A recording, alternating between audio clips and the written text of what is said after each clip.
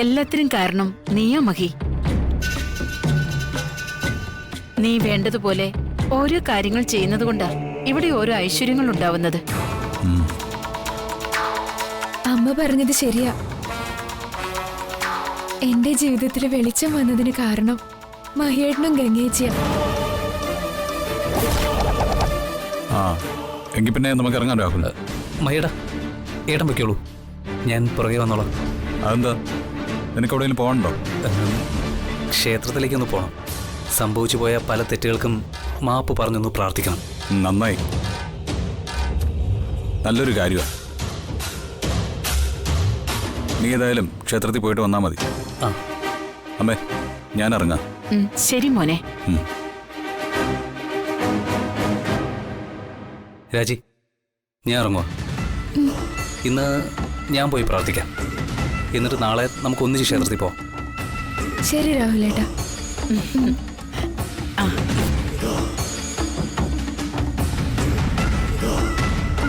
രാജി, നീ കൂടെ ചെല്ലേ. രാഹുലിനെ യാത്രയാക്ക്.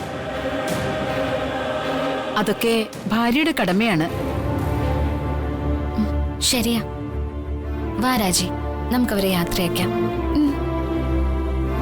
പോട്ടെ.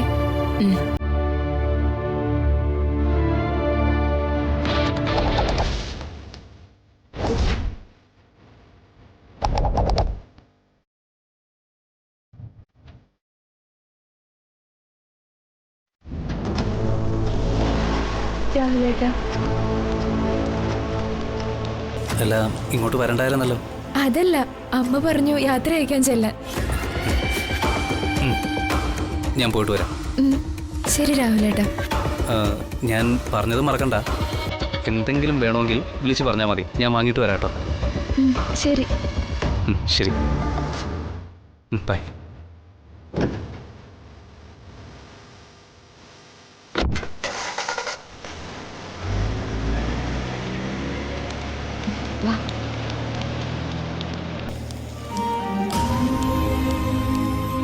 ഗംഗേച്ചി, ഇതൊക്കെ സത്യമാണെന്ന് എനിക്ക് വിശ്വസിക്കാൻ പറ്റുന്നില്ല. എന്താ പറ്റാത്തത്? ഇനി എന്നും നിനക്കിതുപോലെ തന്നെ ആയിരിക്കും.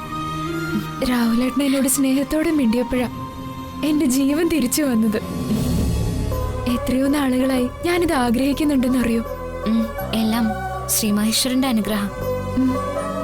ഭഗവാൻ എല്ലാ കാലവും ആരെയും പരീക്ഷിക്കില്ല. നിന്നെ മനസ്സിലാക്കി ഇനി രാഹുലേട്ടൻ നിന്നെ സ്നേഹിക്കും. ഇപ്പൊ എനിക്കും ആ വിശ്വാസം തോന്നുന്നുണ്ട്. ഇതിനൊക്കെ ഞാൻ നന്ദി പറയേണ്ടത് ഗംഗേച്ചിയോടാ. ഗംഗേച്ചി കാരണ ഇതൊക്കെ സംഭവിച്ചത്. ഞാനൊന്നും ചെയ്തിട്ടില്ല. ഇതിന്റെ ഒക്കെ കാരണം നീ തന്നെയാ. നിനക്ക് രാഹുലേട്ടനോടുള്ള സ്നേഹം വൈകിയായാലും അവൻ മനസ്സിലാക്കി. അതിനെല്ലാ സഹായം ചെയ്തു തന്നത് ചേച്ചിയും മഹിയേട്ടനും അല്ലേ? ചേച്ചി എന്നെ സ്വന്തം അനിയത്തിയെ പോലെയല്ലേ ചേർത്ത് നിർത്തിയത്? അതിന് നീ എനിക്ക് സ്വന്തം അനിയത്തി തന്നെയല്ലേ? രാഹുലേട്ടന്റെ ഈ മാറ്റം എന്നും ഇങ്ങനെ തന്നെ ആവണം. അതിന് നീ രാഹുലേട്ടനെ കൂടുതൽ സ്നേഹിക്കണം. അങ്ങനെ നിന്റെ സ്നേഹത്തിന്റെ ശക്തി കൊണ്ട് രാഹുലേട്ടനെ പുതിയൊരു മനുഷ്യനാക്കി മാറ്റണം. രാഹുലേട്ടനോട് എന്നും എനിക്ക് സ്നേഹം മാത്രമേ ഉള്ളൂ. എന്നെ ഉപദ്രവിക്കുമ്പോഴും എനിക്ക് അങ്ങനെ തന്നെയാണ്. രാഹുലേട്ടൻ എന്റെ ജീവനാണ്. എനിക്കറിയാം, നിനക്ക് നല്ലതേ വരുമോളെ. അത്രയ്ക്ക് നല്ല കുട്ടിയാ നീ.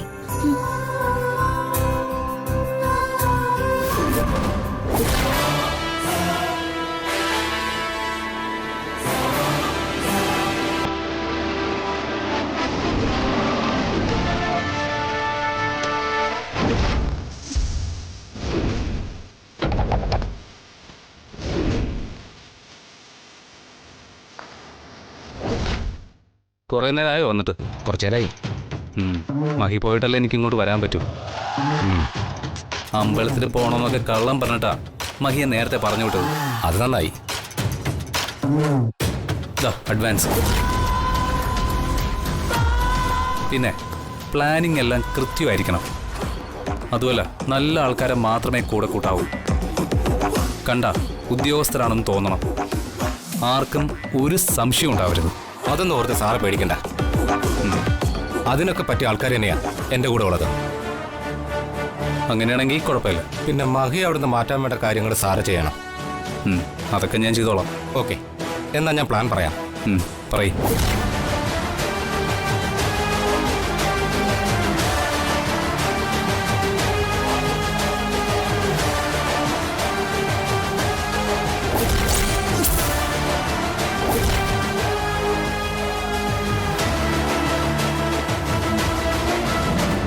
ഇതാണ് സാർ പ്ലാൻ.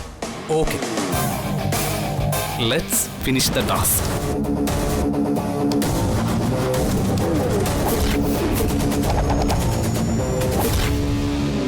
വില ആദ്യം കൂട്ടി പറഞ്ഞിട്ട് ഡിസ്കൗണ്ട് ആയിട്ട് കുറച്ചു കൊടുക്കാം.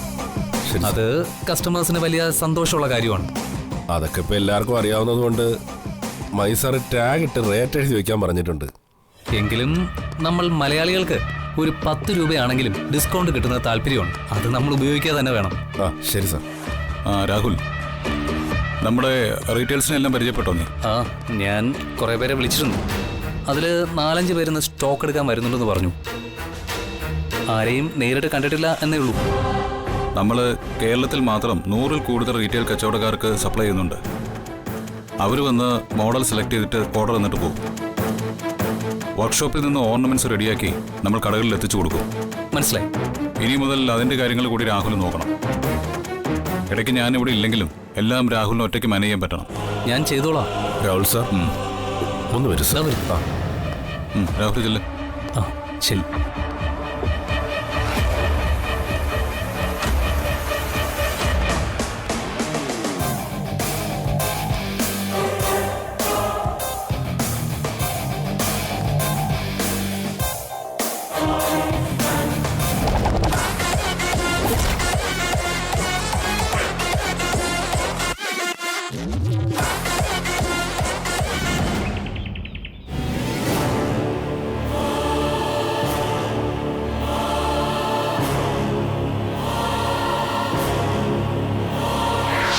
ഗംഗേ, ചേച്ചി, ഗംഗയോടൊരു കാര്യം ചോദിക്കാനാണ് ഞാൻ വന്നേ. എന്താ ചേച്ചി? അന്ന് നഷ്ടപ്പെട്ട ലോക്കറ്റിന്റെ കാര്യത്തിൽ ഒരു തീരുമാനം ഉണ്ടാക്കണമെന്ന് പറഞ്ഞില്ലേ? പിന്നീട് അതേക്കുറിച്ച് വല്ലതും ആലോചിച്ചോ? നമ്മൾ അതുപോലെ ഉണ്ടാക്കിയ 2ാമത്തെ ലോക്കറ്റ് തിരിച്ചു കിട്ടിയ സ്ഥിതിക്ക് എന്റെ മുന്നിൽ ഒരു വഴി തോന്നുന്നുണ്ട്. എന്താ ഗംഗ അത്? ആ ലോക്കറ്റ് ആരാ എടുത്തതെന്ന് അറിഞ്ഞാൽ മാത്രമേ നമുക്ക് ഗൗരി ചേച്ചിയുടെ കൊലപാതകയെ കണ്ടെത്താൻ സാധിക്കൂ. അതെ, അതിനെന്താ ഒരു വഴി? നമ്മുടെ കയ്യിൽ ഡ്യൂപ്ലിക്കേറ്റ് ആയിട്ട് ഉണ്ടാക്കിയ ലോക്കറ്റ് ഇപ്പോൾ ഉള്ള സ്ഥിതിക്ക് ആ ലോക്കറ്റിന്റെ ഫോട്ടോ വെച്ച് നമുക്ക് പത്രത്തിലൊരു പരസ്യം കൊടുക്കാം. അതുകൊണ്ട് എന്താ പ്രയോജനം? ലോക്കറ്റ് എടുത്തത് ഈ വീട്ടിലുള്ള ആളാണെങ്കിൽ പിന്നെ പരസ്യം കൊടുത്തിട്ട് എന്താ കാര്യം? പ്രയോജനം ഉണ്ടാകുന്ന പൂർണ്ണമായി ഉറപ്പിക്കാൻ പറ്റില്ല, പക്ഷേ ഉണ്ടായിക്കൂടാന്നുമില്ല. നീ തെളിച്ച് പറ ഗംഗേ. ചേച്ചി, നമ്മൾ ആ ലോക്കറ്റിനെ കുറിച്ച് പത്രത്തിൽ പരസ്യം കൊടുക്കുകയാണെങ്കിൽ അതിനെക്കുറിച്ച് ആർക്കെങ്കിലും എന്തെങ്കിലും അറിയെങ്കിൽ തിരക്കി വരില്ലേ? അത് ശരിയാ. വിവരം നൽകുന്നവർക്ക് ഒരു നല്ല തുക സമ്മാനം കൊടുക്കുമെന്ന് പറഞ്ഞാ ഉറപ്പായി ആളുകൾ വരും. അതെ, അതന്നെ എന്റെ ഉദ്ദേശം. കുറ്റം ചെയ്തവർ എന്തെങ്കിലും തെളിവ് അവശേഷിപ്പിക്കാതിരിക്കില്ല. അങ്ങനെ ഒരു തെളിവ് എവിടെയെങ്കിലും അറിഞ്ഞിരിപ്പുണ്ടെങ്കിൽ അത് നമുക്ക് ലഭിക്കുമെന്നാണ് എന്റെ മനസ്സ് പറയുന്നത്. ഇത് തന്നെയാ നല്ല മാർഗം. നീ ഏതായാലും പത്രത്തില് പരസ്യം കൊടുക്കാനുള്ള കാര്യങ്ങൾ നോക്ക്. ശരിയാ. കാര്യങ്ങള് മഹേട്ടനോട് ഇപ്പൊ പറയാൻ പറ്റില്ലല്ലോ എന്നുള്ള സങ്കടം എനിക്ക്. അതിൽ നീ വിഷമിക്കാതെ, ഒരു നല്ല കാര്യത്തിന് വേണ്ടിയല്ലേ. സത്യാവസ്ഥ മനസ്സിലാവുന്ന കാലത്ത് മഹിയേട്ടൻ നമുക്കൊപ്പം തന്നെ നിൽക്കും.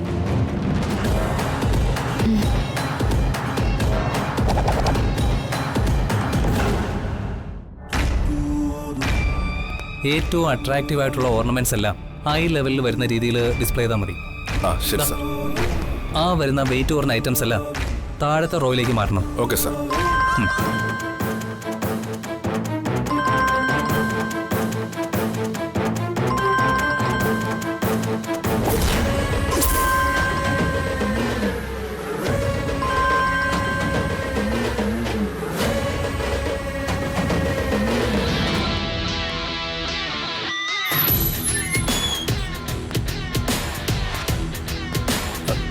ഹലോ സാർ, ഞങ്ങൾ റെഡിയാണ്.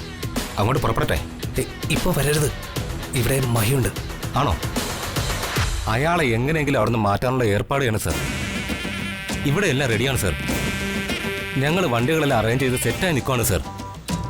പെട്ടെന്ന് നമ്മൾ തീരുമാനിച്ച കാര്യങ്ങളൊക്കെ ചെയ്തു തീർത്തില്ലെങ്കിൽ അത് റിസ്ക്കാണ്. മനസ്സിലായി. മഹി ഇവിടുന്ന് മാറ്റാൻ എന്താ വഴിയെന്ന് ഞാനൊന്ന് നോക്കട്ടെ. ഇവിടെ റെഡിയായ ഞാൻ ഉടനെ അങ്ങോട്ട് വിളിച്ചോളാം. ശരി സർ.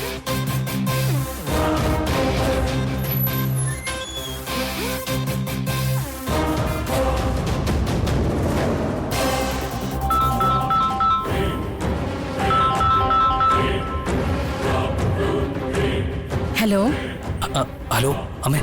എന്താ രാഹുൽ? മഹിയെ കുറച്ച് സമയത്തേക്ക് ജ്വല്ലറിയിൽ നിന്നൊന്ന് മാറ്റണം. എന്നാലേ നമ്മുടെ പ്ലാൻ വർക്കൗട്ട് ആവും. മഹിയെ ഇവിടേക്ക് വരുത്തിയ പോരെ? മതി. 1 മണിക്കൂറെങ്കിലും അവിടെ നിന്നും വരാത്ത രീതിയിൽ പിടിച്ചു നിർത്തി കഴിഞ്ഞാൽ രക്ഷപ്പെട്ടു. ശരി, അത് ഞാൻ നോക്കിക്കോളാം. മോൻ ബാക്കി കാര്യങ്ങൾ പ്ലാൻ ചെയ്തോളൂ. ശരി അമ്മേ, എല്ലാം അമ്മയുടെ കയ്യിലാണ്. മഹി ഇവിടെ ഉണ്ടെങ്കിൽ ഒന്നും നടക്കില്ല, അറിയാലോ. ഞാൻ ഏറ്റവും പറഞ്ഞില്ലേ? ആ ശരി, ഓക്കെ.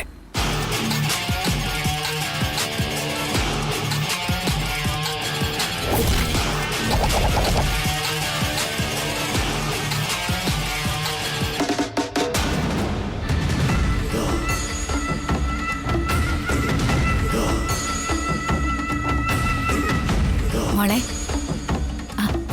നീ ഇന്നലെ കാണിച്ച ആ മാലയുടെ ഡിസൈൻ നല്ല ഭംഗിയുണ്ട്. എനിക്കത് ഒരുപാട് ഇഷ്ടപ്പെട്ടു. നമുക്ക് നാത്തൂനോട് പറഞ്ഞ് ജുവലറി നഗറിനെ എടുപ്പിച്ചാലോ? എനിക്കത് ഇഷ്ടമായതുകൊണ്ടല്ലേ ഞാൻ അമ്മയെ കാണിച്ചത്. ആ,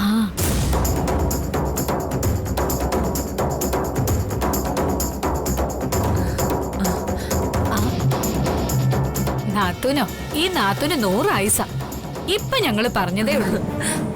എന്താ ഹൈമവതി, എന്താ രണ്ടുപേരും കൂടി ഒരു ഗൂഢാലോചന? അതൊക്കെ പറയാം. ഇവൾ ഇന്നലെ ഒരു മാലയുടെ ഡിസൈൻ കാണിച്ചു, നല്ല ഭംഗി.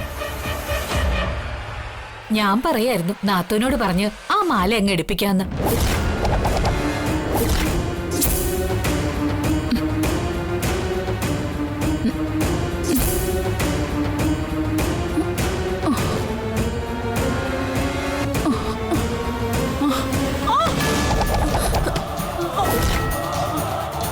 അയ്യോ അയ്യോ അയ്യോ, ആന്റി, എനിക്ക് വയ്യ, ഞാൻ ചാവും. മഹി, മോനെ. എന്താ നാത്തൂനെ? മഹി, മോനെ. എനിക്ക് വയ്യ മഹി.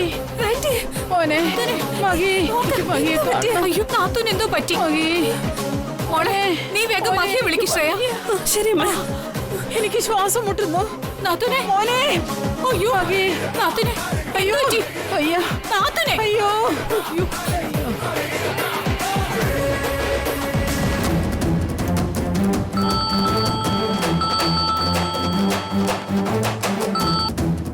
ഹലോ.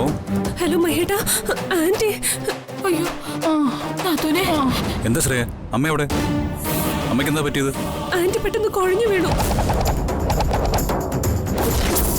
മഹേട്ടനൊന്ന് വേഗം വരണം. ആന്റി ഹോസ്പിറ്റലിൽ കൊണ്ടുപോകണം. അയ്യോ, അതെന്താ പെട്ടെന്ന്? അറിയില്ല മഹേട്ടാ, സംസാരിച്ചോണ്ട് നിൽക്കുന്നതിന്റെ ഇടയിലാ ആന്റി വീണത്. ശരി, ഞാൻ വേഗം വരാം.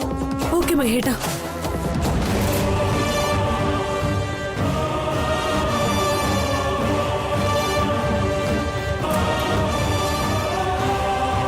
മഹി വരൂ. മഹി. അയ്യോ മഹി, മഹി. ആന്റിക്ക് എന്താ പറ്റിയത്? അറിയില്ല, മഹിയെ കാണണം. പെട്ടെന്ന് കുഴഞ്ഞു വീണതാ. മഹിയെ വിളിക്കേ. അയ്യോ.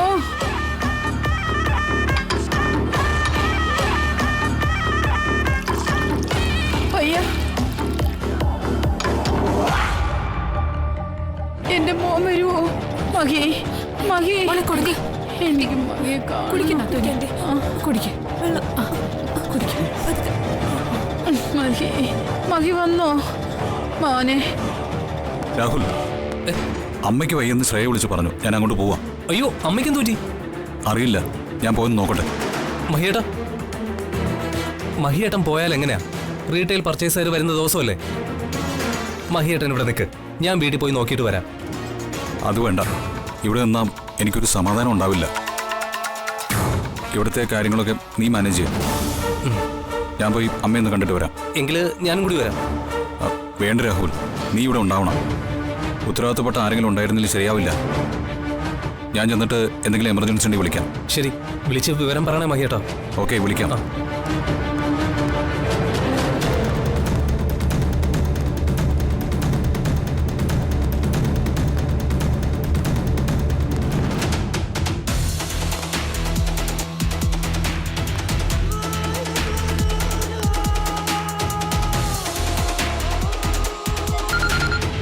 ഹലോ സാർ, എന്തായി? മഹി ഇവിടെ നിന്ന് പോയി. നിങ്ങൾ വേഗം വന്നോ. ശരി സാർ, ഓക്കെ, ഞങ്ങൾ ഇപ്പം തന്നെ എത്താം. ആ, വാടാ, വണ്ടി എടുക്ക. അയ്യ മകി,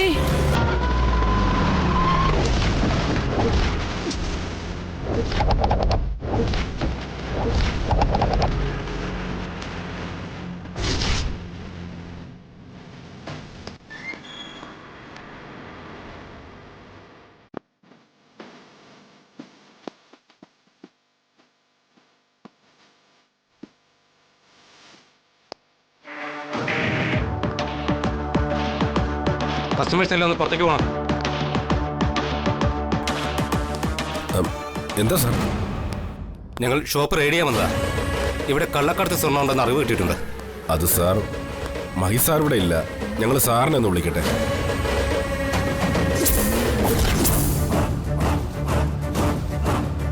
മകൻ ഞങ്ങളുടെ കസ്റ്റഡിയിലാണ്. നിങ്ങളിപ്പോൾ ആരെയും ഫോൺ ചെയ്യണ്ട. എല്ലാവരുടെ ഫോൺ വാങ്ങ.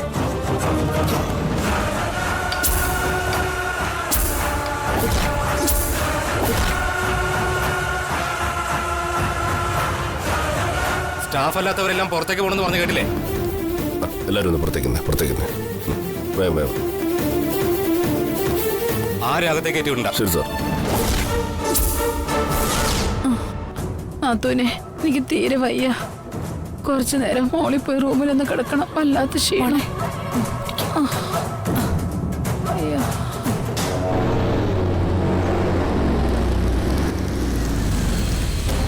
നാത്തുനെ, മഹി വന്നു തോന്നുന്നു. എന്റെ മോൻ വന്നോ? അയ്യോ അയ്യോ അയ്യോ. ആ,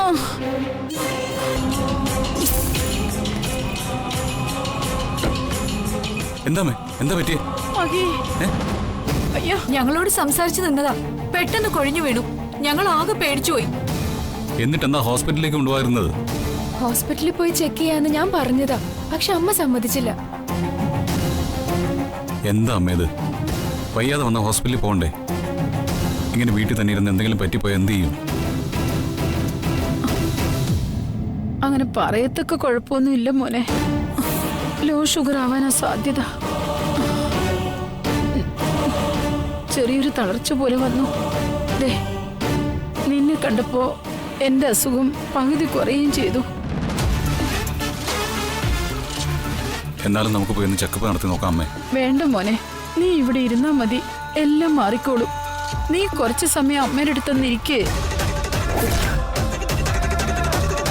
മഹേട്ടനെ കണ്ടതോടെ ആന്റിയുടെ അസുഖം കുറഞ്ഞല്ലോ. ഇതെന്താ, ആന്റി അസുഖം അഭിനയിക്കുന്നതാണോ? ഇതിലെന്തോ കള്ളത്തരമുണ്ടല്ലോ.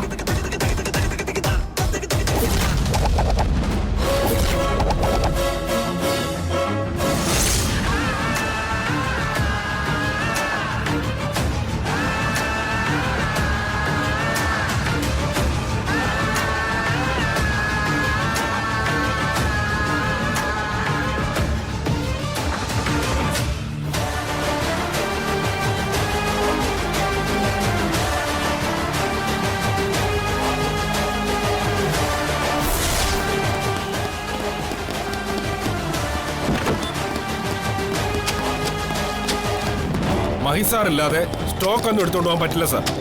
അതെ, മകൻ ഞങ്ങളുടെ കസ്റ്റഡിയിലെന്ന് പറഞ്ഞ് മനസ്സിലായില്ലേ? കള്ളക്കടത്ത് സ്വർണ്ണം ഇവിടെ വിൽക്കുന്ന അറിവ് കിട്ടിയിട്ട ഈ പരിശോധന. ഞങ്ങൾ കൊണ്ടുപോകുന്ന എല്ലാ ആഭരണങ്ങളും ലിസ്റ്റ് ചെയ്തിട്ടുണ്ട്. അതിൽ ഇവിടുത്തെ മാനേജർ സൈൻ ചെയ്യണം. ഈ ലിസ്റ്റ് സൈൻ ചെയ്ത് തരണം.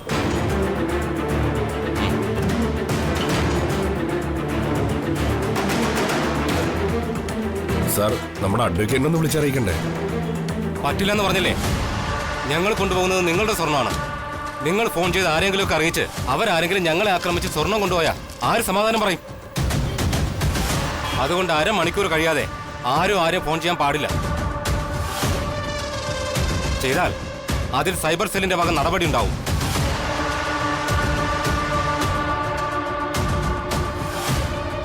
ഓക്കെ, അപ്പോൾ ഞങ്ങൾ ഇറങ്ങുന്നു. Thanks for your corporation. എല്ലാ കാര്യങ്ങളും വിശദമായി പരിശോധിച്ച ശേഷം ഞങ്ങൾ വിവരം അറിയിക്കാം. ശരി.